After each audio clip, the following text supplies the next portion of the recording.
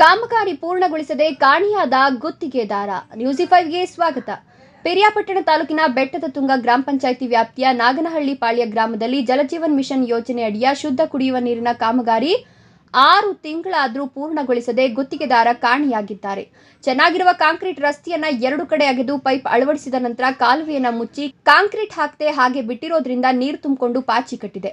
ನಲ್ಲಿಗಳಿಗೆ metre ಅಳವಡಿಸಿದ್ರೂ ಕೂಡ ನೀರು ನಿಲ್ಲದೆ ಹರಿಯುತ್ತಲೇ ಇರ್ತವೆ. ನಲ್ಲಿ ನೀರು ನಿಲ್ಲಿಸಿದ್ರೂ ಕೂಡ ಮೀಟರ್ ತಿರುಗುತ್ತಲೇ ಇರ್ತದೆ.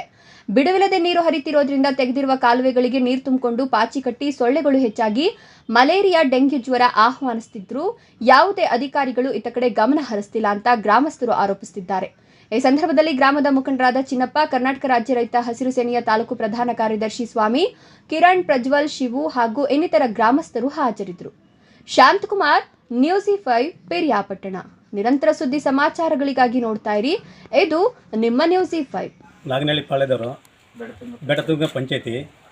ಇಲ್ಲಿ ರೋಡು ಎಲ್ಲ ಕಿತ್ತೂರು MLA ಅವರು ಮಾಡಿಸಿದ್ರು. ಈಗ ಎಲ್ಲ ಗಣಪತಿ ಬಿಡ್ಬೇಕಾಯ್ತದೆ. ನಾಳಿಕೆ 4 ಜನ 5 ಜನ ಬಿದ್ದು ವೇಟ್ ಮಾಡ್ಕೊಂಡಾರೆ ನಮ್ಮ ಗ್ರಾಮದಲ್ಲಿ. ಪಾಪ ಸಣ್ಣ ಪುಟ್ಟ ಮಕ್ಕಳೆಲ್ಲ ಬಿದ್ದು ವೇಟ್ ಮಾಡಿಕೊಂಡು ಅನಾಹುತ ಆಯ್ತವೆ. ನೆಲ್ಲಿ ಕೆಲಸ ಮಾಡೋರೆ ಎಲ್ಲ ನೆಲ್ಲಲ್ಲಿ ಲೀಕ್ ಹೊಡಿತೈತೆ. ಆಫ್ ಮಾಡಿದ್ರು ನಿಲ್ತಾ ಇಲ್ಲ. ಕಂಟ್ರಾಕ್ಟರ್ 6 ತಿಂಗಳಾಯಿತು, 1 ವರ್ಷ ಆಗಾಗ ಬಂದೈತೆ. ಈಗ ನಮ್ಮ ಗ್ರಾಮದಲ್ಲಿ ನಮ್ಮ ಬೆಟ್ಟತುಂಗ ಪಂಚಾಯತಿಯಲ್ಲಿ ಎಲ್ಲ ಕೆಲಸ ನಡೆದೈತೆ.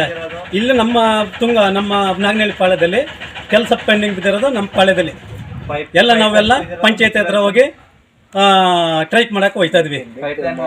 ಎಲ್ಲ ಗುಂಡಿ ಎಲ್ಲ ಆಗಿ ವೆಹಿಕಲ್ ಊರೊಳಗೆ ಬರ್ದಾಗೈತಲ್ಲ. ಆಟೋಗಳಾಗಲಿ, ಕಾರ್ಗಳಾಗಲಿ, ಬೈಕ್ ಆಗಲಿ, ಟ್ರ್ಯಾಕ್ಟ್ರ್ ಆಗಲಿ ಯಾವೂ ಬರೋಕ್ಕಾಯ್ತಲ್ಲ. ಪಾಪ ಆಟೋದವ್ರು ಬಂದರೆ ರೋಡಲ್ಲಿ ನಿಲ್ಲಿಸ್ಕೊತಾರೆ.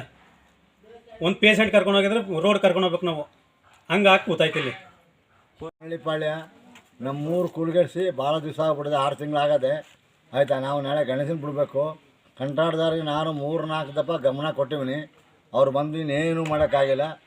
ಮೈಸೂರು ಜಿಲ್ಲೆ ನಂಬರ್ 1 ರೋಡು ನಮ್ಮದಿತ್ತು. ಅಂಥ ರೋಡನ್ನ ಕುಳ್ಗೆಡ್ಸಿ ಹೋಗಿದ್ದಾರೆ.